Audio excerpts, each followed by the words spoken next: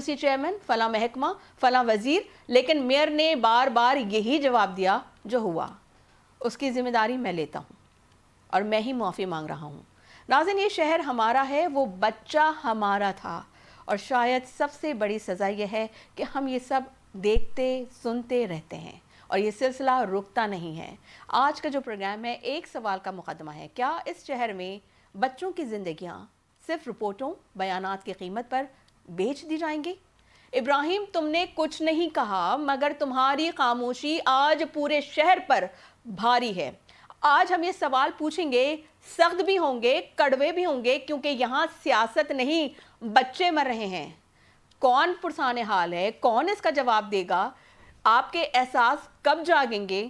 کب آپ کے ضمیر جھنجھوڑے جائیں گے؟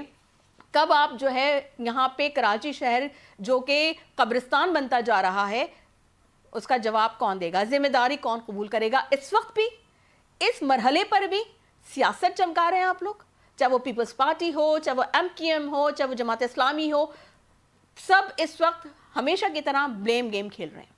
ناظرین, یہاں لیں گے ایک بریک سے جب واپس آئیں گے تو اپنے مہمانوں کا بھی آپ سے تعارف کرواؤں گی. So let's take a short break.